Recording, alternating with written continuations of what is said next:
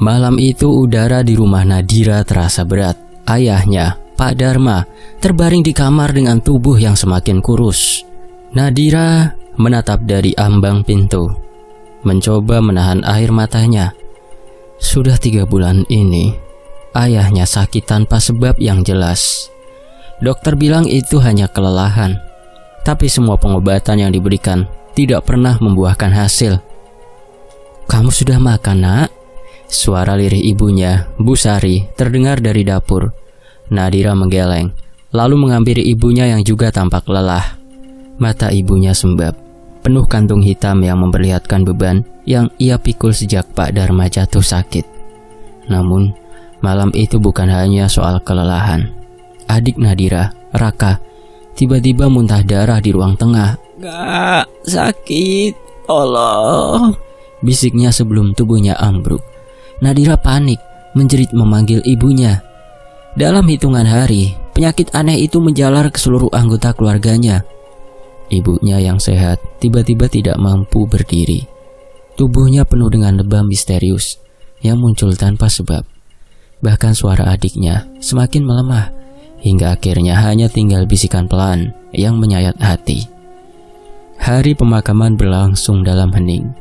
Nadira berdiri di samping liang lahat, menggenggam foto keluarga kecilnya yang dulu terlihat bahagia. Sekarang hanya ia sendiri yang tersisa. Banyak tetangga datang untuk melayat, tapi Nadira tahu mereka juga penuh dengan bisik-bisik. "Kasihan ya Nadira, masih muda sudah jadi yatim piatu." "Iya, katanya keluarganya kena santet semua. Dengar-dengar itulah kolega bisnis bapaknya yang iri karena usaha Pak Dharma maju pesat." Bisikan itu membuat Nadira semakin muak. Ia tidak peduli pada rumor sampai suatu malam seorang tetua desa, Mbok Karsih, datang ke rumahnya.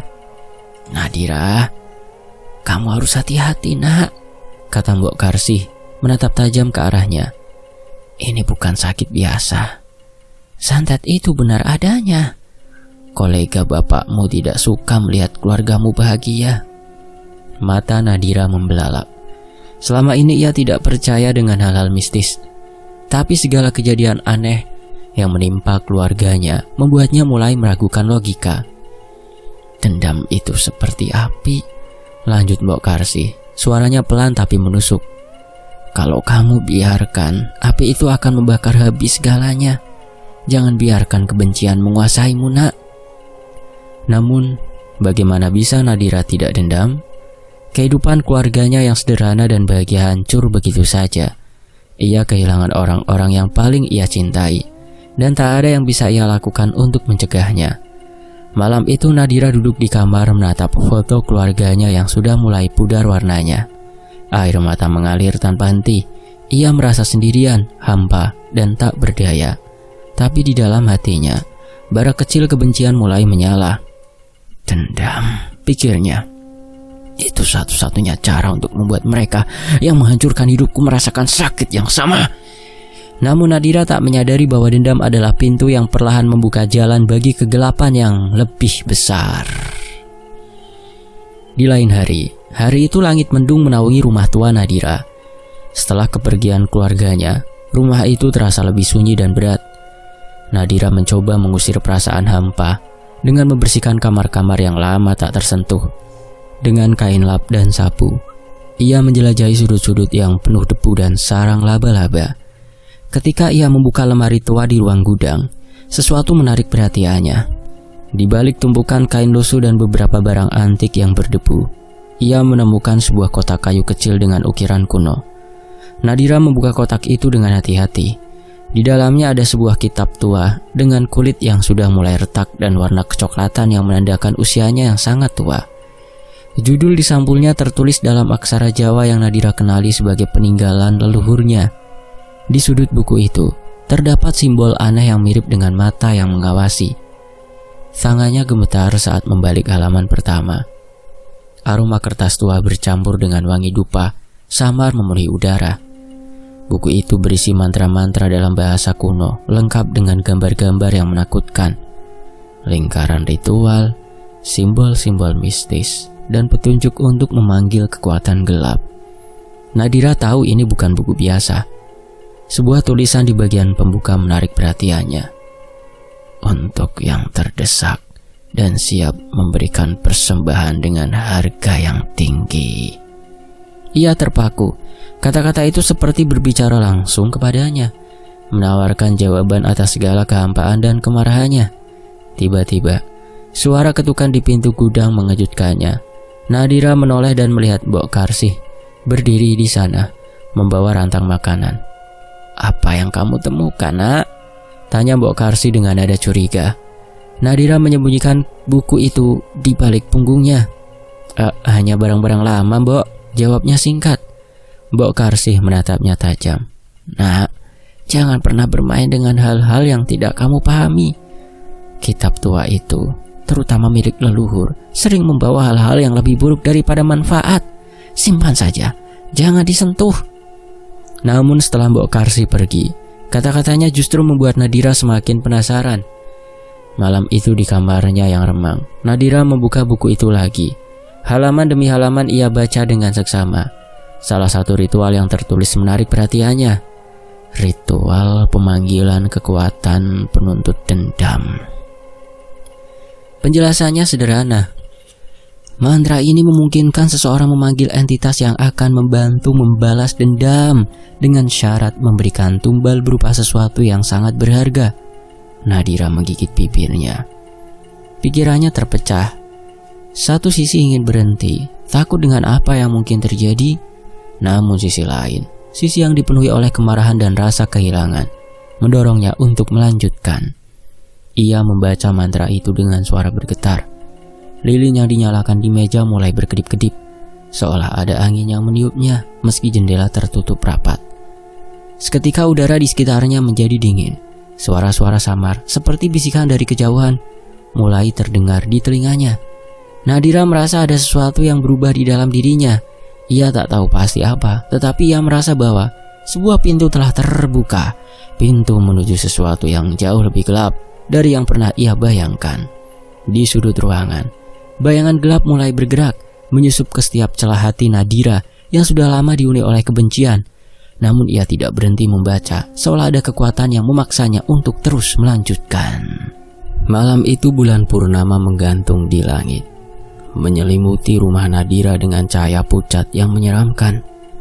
Nadira telah mempersiapkan segalanya seperti yang tertulis dalam buku tua itu. Lingkaran dengan simbol-simbol aneh digambar menggunakan kapur di lantai kamar. Lilin-lilin hitam menyala di setiap sudut lingkaran, menciptakan bayangan bergerak yang terasa hidup.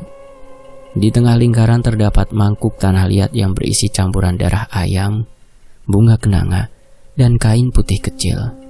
Tapi syarat terakhir membuat jantung Nadira berdegup kencang. Ia harus meneteskan darah perawanya sebagai tumbal. Tangannya gemetar saat ia mengambil pisau kecil.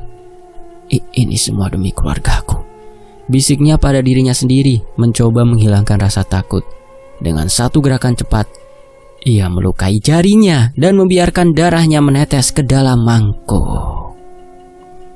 Astaroth, katanya pelan, mencoba melafalkan nama itu. Kemudian ia membaca mantra yang tertera di buku. Suaranya bergetar, namun semakin lama semakin mantap. Suara mantra itu seolah menggema di dalam ruangan, membuat udara menjadi lebih dingin. Seketika lilin-lilin padam serentak. Ruangan tenggelam dalam kegelapan. Hanya lingkaran kapur di lantai yang perlahan bersinar merah. Aroma belerang menyengat memenuhi udara, membuat Nadira terbatuk. Di tengah lingkaran, bayangan besar mulai muncul. Sosok itu semakin jelas, mengisi ruangan dengan aura menyesakkan. Ia berdiri setinggi langit-langit, bertubuh kekar dengan kulit seperti bara api yang membara. Matanya merah menyala, dan di wajahnya terdapat senyuman dingin yang penuh tipu daya. "Aku adalah Astaroth," suaranya berat dan menggema. "Kau memanggilku, gadis muda?" Nadira melangkah mundur, hatinya diliputi rasa takut. Namun, ia memaksa dirinya tetap berdiri tegak. "Aku ingin membalas dendam pada mereka yang telah menghancurkan keluargaku," katanya dengan suara yang berusaha tegar. Astaroth menunduk, menatapnya dengan mata menyala. Dendam adalah api yang tak pernah padam. Kau tahu apa yang kau minta, anak manusia? Nadira mengangguk meskipun tubuhnya gemetar. Aku akan melakukan apa saja. Mereka harus merasakan penderitaan yang sama seperti keluargaku. Senyum Astaroth semakin lebar. Baiklah, aku akan memberimu kekuatan. Tapi ingat, kekuatan itu tidak gratis. Kau telah memberikan darahmu, tetapi itu hanyalah awal. Kau harus siap memberikan persembahan yang lebih besar di kemudian hari nanti. Nadira ragu sejenak, tetapi kebencian di hatinya lebih kuat daripada rasa takutnya. Aku setuju. Dengan satu gerakan tangannya yang besar, Astaroth menunjuk ke arah Nadira. Udara di sekitar lingkaran berputar kencang, dan seketika tubuh Nadira merasa panas, seperti ada api yang menyusup ke dalam dirinya. Ia berteriak merasakan sesuatu yang asing, dan gelap mulai merasuki jiwanya. Kau kini sudah menyatu denganku, kata Astaroth sambil menghilang perlahan, meninggalkan tawa yang menggema di seluruh ruangan. Gunakan kekuatan ini dengan bijak, anak manusia. Tapi ingat, semua ini ada harganya. Ketika semuanya kembali tenang, Nadira terjatuh di lantai. Tubuhnya lemah tetapi hatinya dipenuhi oleh sesuatu yang baru. Ia merasa lebih kuat, lebih tajam, dan lebih siap. Namun di sudut hatinya yang paling dalam, ia tahu ia baru saja membuka pintu menuju kegelapan yang tak bisa ditutup lagi. Aku akan membuat mereka menderita, gumamnya dengan mata yang kini memancarkan cahaya merah samar. Hari pertama setelah ritual, Nadira merasa tubuhnya berbeda. Tubuh yang sebelumnya lemah karena kurang makan, kini terasa penuh energi. Pikirannya tajam, dan matanya mampu melihat hal-hal yang sebelumnya tak pernah ia perhatikan. Namun yang paling mencolok adalah perasaan kekuasaan yang tak terbantahkan. Awalnya, kekuatan itu terasa halus, hampir tidak nyata. Ketika ia menatap seekor tikus yang berlari di dapur dengan rasa kesal, tikus itu mendadak terkapar, mati seketika. Nadira terkejut, tapi rasa takut itu segera tergantikan oleh rasa puas. Ini hanya awal, bisik suara berat di dalam pikirannya. Astaroth selalu hadir, seperti bayangan yang tak pernah lepas. Beberapa hari kemudian, Nadira memutuskan untuk menguji kekuatannya. Ia mulai mengingat wajah kolega bapaknya, ya Pak Herman, seorang pria dengan senyum palsu yang kerap datang ke rumah mereka dulu. Ia membayangkan pria itu mengingat wajah penuh ejekannya saat keluarga Nadira perlahan kehilangan segalanya. Aku ingin dia menderita, gumamnya pelan dengan mata tertutup. Ia membayangkan tubuh pria itu dililit ular berbisa. Nafasnya tersengal-sengal dan kulitnya membusuk seperti orang yang terkena kutukan. Malam itu, kabar mengejutkan datang dari tetangga. Pak Herman ditemukan tewas di rumahnya. Tubuhnya membengkak penuh luka, dan para saksi menyebutkan mereka mendengar suara-suara aneh dari dalam rumahnya sebelum kematian itu terjadi. Nadira tersenyum kecil mendengar kabar itu. Kekuatan ini benar-benar milikku, pikirnya. Namun kekuatannya tidak berhenti di situ. Ia mulai mencoba kekuatan tersebut pada hal-hal kecil, seperti membuat tanaman tetangga yang menyebalkan layu, atau membuat seorang siswa di sekolah yang sering mengganggunya jatuh sakit. Setiap kali kekuatannya berhasil, Nadira merasakan sensasi euforia yang tak terlukiskan. Tapi di balik itu semua, Astaroth tak pernah benar-benar pergi. Suara beratnya mulai terdengar lebih sering, membisikkan hal-hal yang membuat hati Nadira berdebar. Ini baru permulaan, Nadira. Jika kau ingin kekuatanmu bertahan, kau tahu apa yang harus kau lakukan, katanya pada suatu malam. Nadira yang sedang menatap pantulan dirinya di cermin, menatap balik ke arah mata merah yang samar muncul di bayangannya. Apalagi yang kau inginkan dariku? Tanyanya dengan nada ragu. Sebuah nyawa, jawab Astaroth dengan tegas. Berikan aku satu nyawa jiwa sebagai persembahan. Nadira merasakan darahnya mendingin. Aku sudah menyerahkan darahku. Itu hanya awal, anak manusia, balas Astaroth sambil terkekeh. Kau ingin mereka semua menderita, bukan? Maka aku butuh lebih dari sekedar darah. Aku butuh jiwa untuk membuat kekuatanmu tak terkalahkan. Nadira mulai dilanda dilema. Kekuatan ini memberinya rasa puas yang belum pernah ia rasakan sebelumnya. Tapi bisikan Astaroth mulai membuat hatinya gelisah. Namun, kebencian dan dendam terhadap kolega ayahnya yang lain masih membara. Malam itu Nadira duduk di depan lingkaran ritual yang pernah ia buat, menatap lilin-lilin yang menyala dengan tatapan kosong. Apakah aku siap melangkah lebih jauh? Pikirnya, sementara suara Astaroth terus memanggilnya, menawarkan kekuasaan tanpa batas. Kekuasaan ada di tanganmu, Nadira. Pertanyaannya, seberapa jauh kau mau pergi untuk mempertahankannya? Malam itu Nadira terbangun dengan nafas tersengal. Peluh dingin mengalir di pelipisnya meskipun udara di kamar begitu dingin. Ia memimpikan wajah Pak Herman, kolega ayahnya yang telah ia celakai. Wajahnya yang penuh luka membusuk, tampak tersenyum mengejek. Tapi kali ini bibirnya bergerak seolah berkata, "Kau akan membayar semuanya." Mimpi itu terus berulang setiap malam. Tidak hanya Pak Herman, tapi juga wajah-wajah lain. Tetangganya, teman sekolahnya, bahkan tikus mati di dapurnya, semua muncul, menatapnya dengan tatapan yang sama, penuh kebencian. Setiap kali ia bangun, tubuhnya terasa lebih lemah. Pucat wajahnya semakin menjadi, membuatnya terlihat seperti orang yang sakit parah. Rambutnya yang dulu hitam berkilau, mulai rontok, kulitnya kering dan retak seperti tanah yang dilanda kekeringan. Namun yang paling menakutkan adalah bayangannya di cermin. Ketika ia menatap dirinya, seringkali ia melihat mata merah Astaroth memandang balik dari refleksi itu. Suara iblis itu masih terus membisikkan kata-kata manis, tapi kini terdengar seperti ancaman terselubung. "Kau lemah, Nadira. Kau hanya perlu memberikan lebih banyak, dan semua ini akan berakhir." Nadira terasa terjebak. Ia tahu bahwa kekuatannya berasal dari iblis itu, tetapi ia juga tak ingin kehilangan kendali atas dirinya sendiri. Dalam keputusasaan, ia mengunjungi seorang dukun yang terkenal di desa sebelah, seorang pria tua dengan tatapan tajam bernama Kirono. Saat Nadira menceritakan semuanya, Kirono hanya mengangguk pelan. Wajahnya penuh keprihatinan, seolah sudah terlalu sering mendengar kisah seperti ini. "Kau telah bermain dengan sesuatu yang tidak kau pahami, nak," katanya sambil menatap Nadira tajam. "Perjanjian dengan iblis tidak pernah murah. Mereka akan terus mengambil sampai tidak ada lagi yang tersisa darimu." Nadira menggigit bibirnya. Apa aku bisa melepaskan ini?" tanyanya dengan nada putus asa. Kirono menggeleng pelan. "Tidak mudah. Kekuatannya sudah menanamkan akar dalam jiwamu. Setiap kali kau menggunakan kekuatan itu, kau menyerahkan sedikit demi sedikit dirimu pada dia." Dukun itu mengeluarkan sebuah tas kecil dari rak kayu di belakangnya. Ia mengambil serbuk putih dan menaburkannya di atas lilin yang menyala. Asap tipis yang mengepul menimbulkan bau wangi aneh, membuat Nadira terbatuk. "Aku bisa membantumu memperlambat pengaruhnya, tapi hanya kau yang bisa memutuskan apakah kau siap untuk kehilangan segalanya demi kebebasan." Kata-kata itu terus terngiang di kepala Nadira sepanjang perjalanan pulang.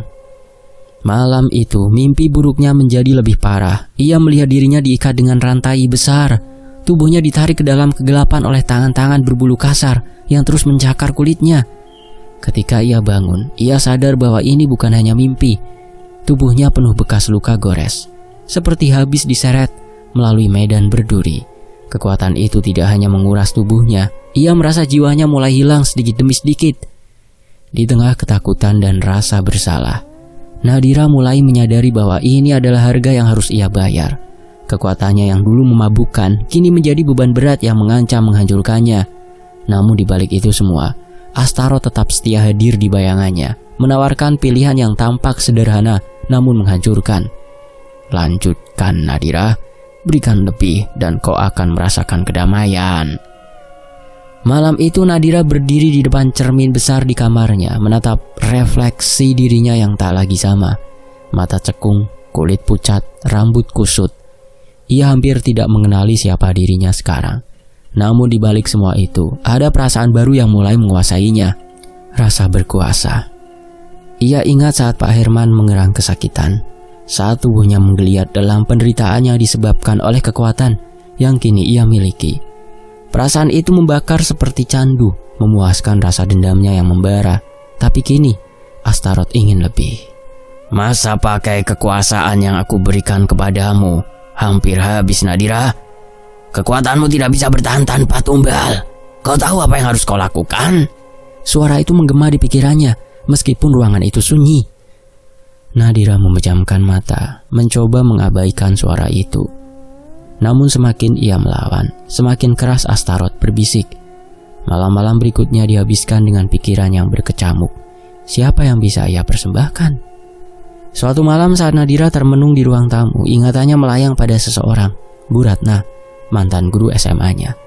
Wanita itu selalu mempermalukan Nadira di depan kelas, menuduhnya mencuri buku, membuatnya dihukum tanpa alasan.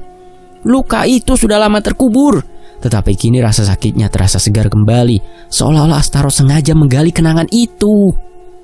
Dia pantas mendapatkannya, bisik suara itu lagi. Nadira merasa tubuhnya gemetar.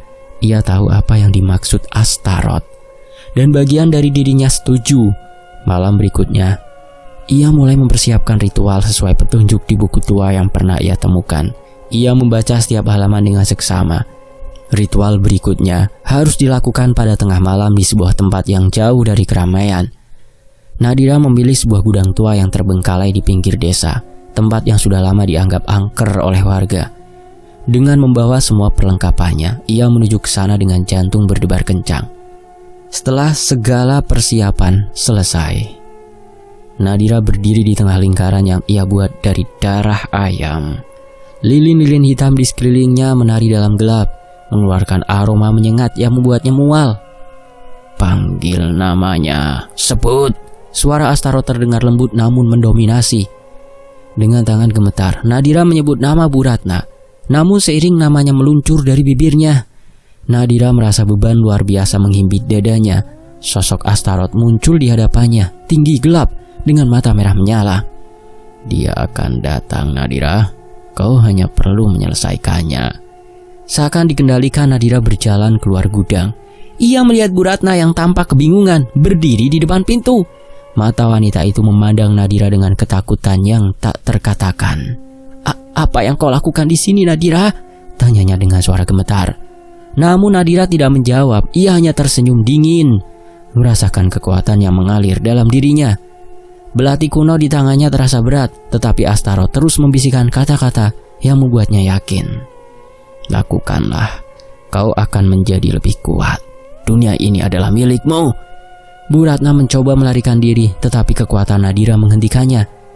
Dengan satu gerakan, ia membuat wanita itu terjatuh di tanah, tak mampu bergerak. Mata Nadira dipenuhi amarah dan rasa berkuasa.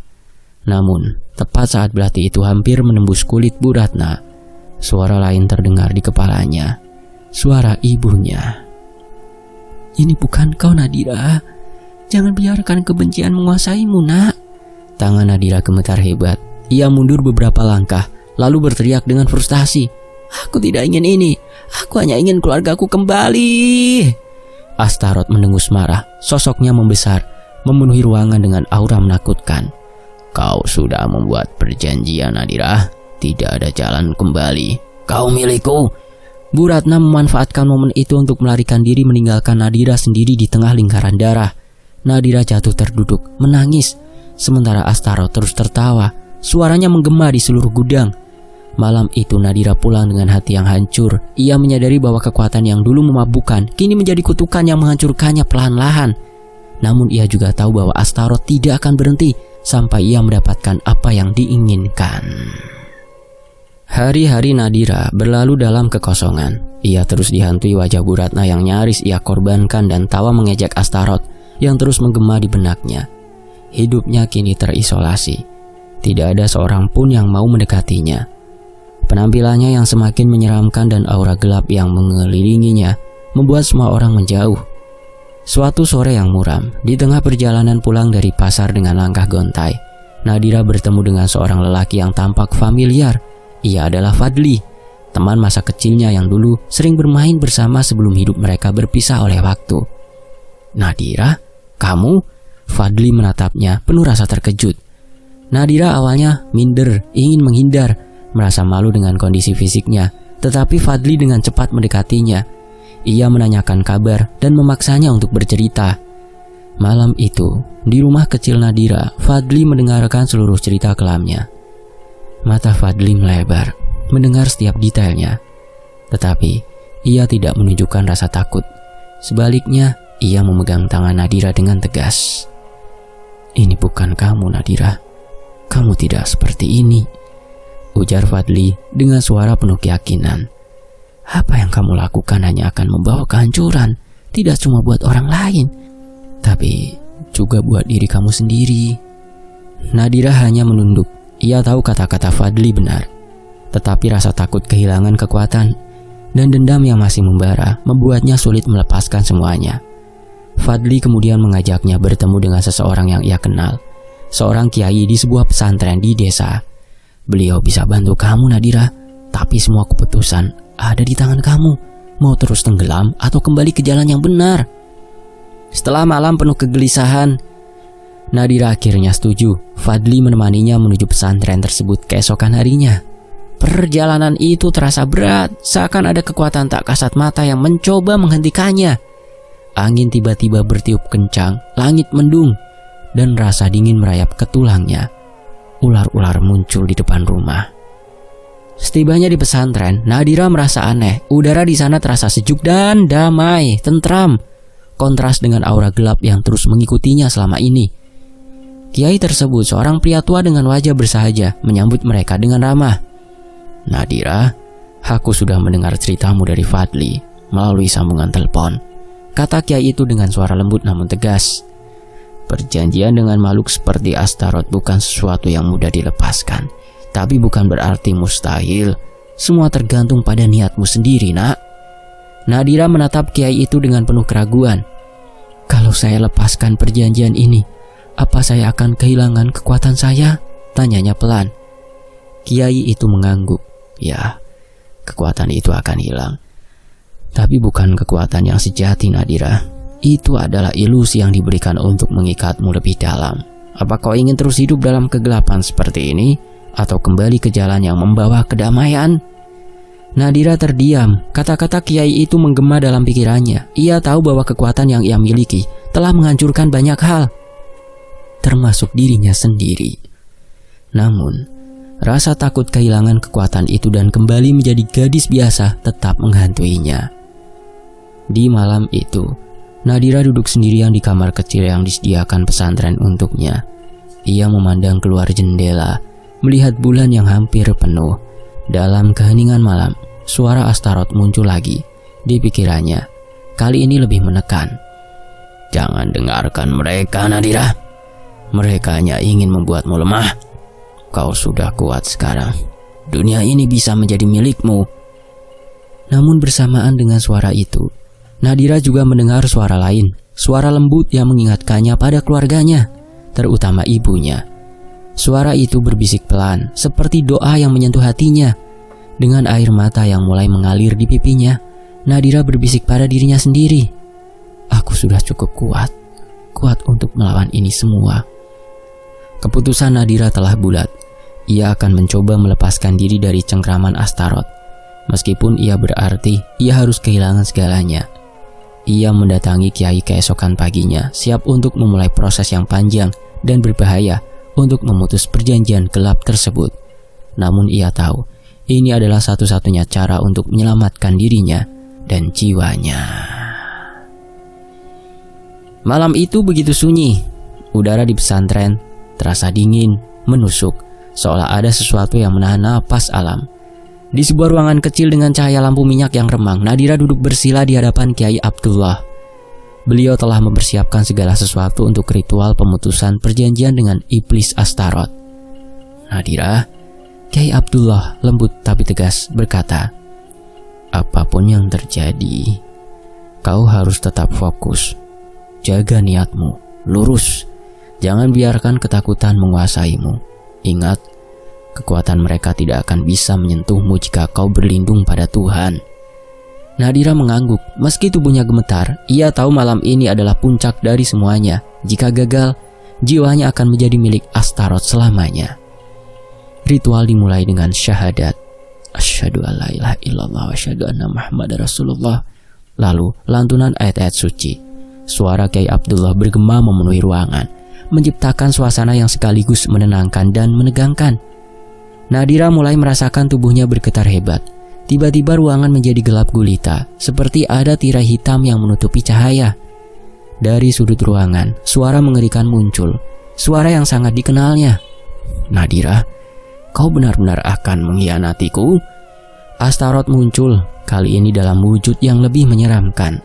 Tubuhnya tinggi menjulang dengan kulit seperti arang yang membara. Mata merah menyala dan sayap besar yang menghitam. Nadira membeku, ketakutan mencengkeramnya, tetapi ia memaksa dirinya untuk tetap diam. Kiai Abdullah melangkah maju, mengangkat tangannya sambil melafalkan doa dengan suara lantang. Astaroth tertawa keras. Suara itu mengguncang dinding ruangan. "Doa-doa itu tidak akan bisa melawan kekuatanku, Nadira. Kau sudah menjadi milikku, Nadira." Ia mendekat ke arah Nadira, tangannya yang besar dan berapi siap menjangkau tubuh gadis itu. Namun, tepat sebelum Astaroth menyentuh Nadira, cahaya terang memancar dari lingkaran pelindung pagar gaib yang dibuat Kiai Abdullah. Sosok Astaroth tersentak, mental, mundur, menggeram marah. "Nadira, dengarkan aku," ujar Kiai Abdullah dengan suara tegas. "Kau harus melawan keinginan dalam dirimu yang masih terikat pada dendam dan kekuatan itu. Jika tidak, ia akan tetap menguasaimu, nak. Serahkan semuanya kepada Tuhan." Nadira terisak. Ia tahu apa yang dikatakan Kiai Abdullah benar. Dalam hatinya, ia masih memegang dendam kepada kolega ayahnya, dan itu menjadi jalan bagi Astaroth untuk terus menguasainya. "Kau tidak butuh mereka, Nadira," bisik Astaroth dengan nada memikat. "Dendam itu adalah kekuatanmu. Kau telah melakukan dendammu, dan bersamaku kau bisa memiliki segalanya. Jangan lepaskan aku." Pertarungan spiritual semakin memuncak.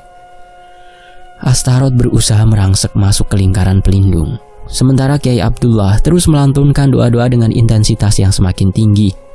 Udara dalam ruangan terasa berat, seperti medan pertempuran yang tak terlihat. Nadira menutup matanya. Dalam kegelapan itu, ia mendengar suara hatinya sendiri, suara ibunya, ayahnya, dan adiknya yang telah tiada. Mereka tidak meminta balas dendam, tetapi kedamaian. Dengan air mata yang deras, Nadira berteriak, "Aku menyerah. Aku tidak butuh kekuatanmu lagi. Aku hanya ingin bebas." Cahaya terang kembali memancar dari lingkaran pelindung. Kali ini lebih kuat, membuat Astaroth berteriak kesakitan. Suara jeritanya menggema hingga keluar ruangan. Tubuhnya perlahan memudar, terseret oleh kekuatan yang tidak bisa ia lawan. "Ini belum selesai, Nadira. Kau akan menyesal," seru Astaroth sebelum akhirnya lenyap dalam pusaran kegelapan. Ketika semuanya berakhir, Nadira terjatuh ke lantai. Lelah tapi lega, Kiai Abdullah menatapnya dengan senyum lembut. "Kau telah mengambil langkah besar, Nadira. Tapi ingat, perjuanganmu belum selesai. Kau harus memperkuat imanmu agar ia tidak pernah kembali." Nadira mengangguk lemah. Ia tahu bahwa malam ini adalah awal dari jalan panjang menuju pemulihan. Tetapi untuk pertama kalinya setelah sekian lama, ia merasa ringan, bebas dari bayang-bayang iblis yang menguasainya. Pagi itu, Nadira terbangun di kamar pesantren dengan tubuh lemah. Tubuhnya terasa seperti tidak sepenuhnya miliknya. Otot-ototnya kaku dan pikirannya kosong. Di sudut ruangan, Kiai Abdullah tengah berdoa. Ketika beliau melihat Nadira membuka mata, wajahnya berubah menjadi lega. "Kau telah berhasil, nak," ucap Kiai Abdullah dengan lembut. "Namun setiap perjanjian dengan makhluk gaib selalu meninggalkan jejak. Kau harus siap menghadapi konsekuensinya."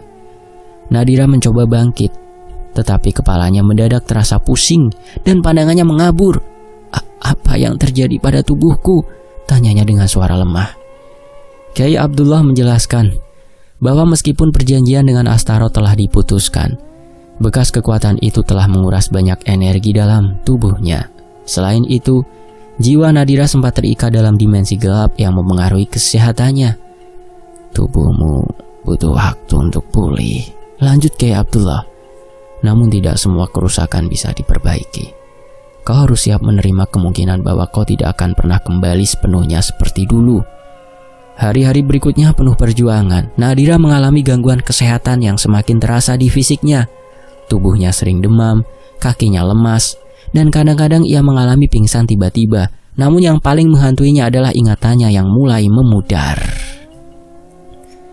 Ia mencoba mengingat wajah ayah, ibu, dan adik laki-lakinya.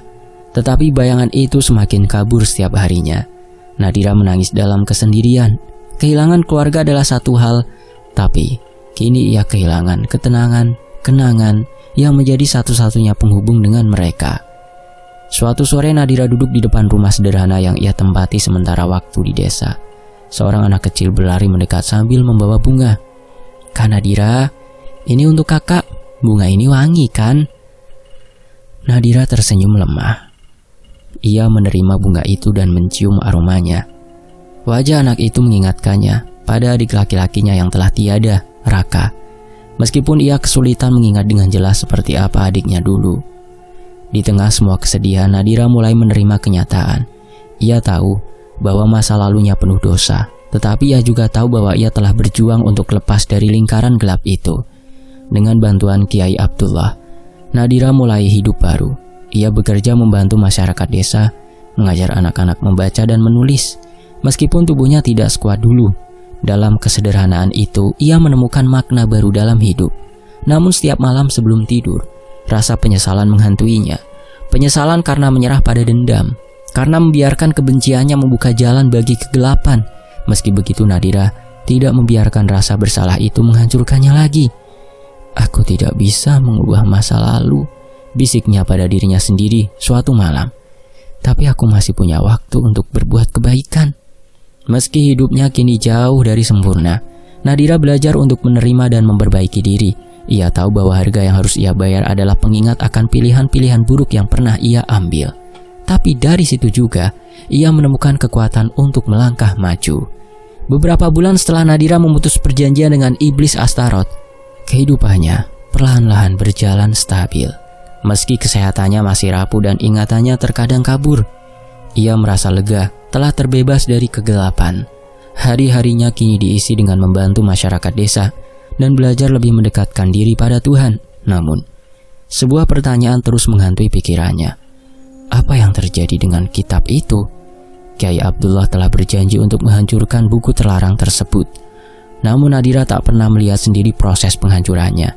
Ia ingin percaya bahwa semuanya telah selesai, tetapi di sudut hatinya ada rasa khawatir yang terus tumbuh. Suatu malam saat Nadira sedang tertidur lelap, ia bermimpi. Dalam mimpinya, ia melihat buku tua itu tergeletak di tengah hutan, dikelilingi kabut tebal. Suara tawa halus menggema di sekitar buku, disusul dengan bisikan-bisikan yang menggoda. Ketika Nadira mencoba mendekat, bayangan seseorang muncul dari balik kabut dan memungut buku itu. Sosok itu tersenyum, tetapi wajahnya tidak terlihat jelas. Nadira terbangun dengan nafas tersengal-sengal. Tubuhnya dingin seperti es dan keringat mengucur deras. Ia melirik jendela. Angin malam menggerakkan tirai tipis dari luar. Dan di luar bulan purnama tampak menggantung rendah di langit, menyinari pepohonan yang bergoyang perlahan. "Hanya mimpi," bisiknya pada dirinya sendiri, mencoba menenangkan hati. Namun mimpi itu terasa begitu nyata. Beberapa ratus kilometer dari tempat Nadira tinggal, seorang pemuda bernama Reza sedang berjalan melewati sebuah pasar loak di pinggiran kota. Ia mencari barang antik untuk koleksi pribadinya. Di sudut pasar, sebuah toko kecil yang tampak terbengkalai menarik perhatiannya. Di dalam di antara tumpukan barang berdebu, Reza menemukan sebuah buku tua dengan sampul kulit yang telah lapuk. Tulisan pada sampul itu sudah memudar, tetapi simbol-simbol aneh masih terlihat jelas. Ada sesuatu yang memikat dari buku itu, seolah memanggil Reza untuk membukanya. Pemilik toko, seorang pria tua dengan wajah cekung, hanya tersenyum ketika Reza bertanya tentang harga buku itu. "Ambil saja, Nak. Buku itu tidak cocok untuk disimpan di sini." Reza yang merasa seperti mendapat harta karun, membawa pulang buku tersebut. Malam itu, di kamar kecilnya yang penuh dengan barang antik, ia membuka halaman pertama. Aroma busuk yang samar tercium, bau anyir darah, dan udara di sekitarnya mendadak terasa lebih berat. Mata Reza tertuju pada kalimat pertama di buku itu yang tertulis dengan tinta merah yang sudah pudar.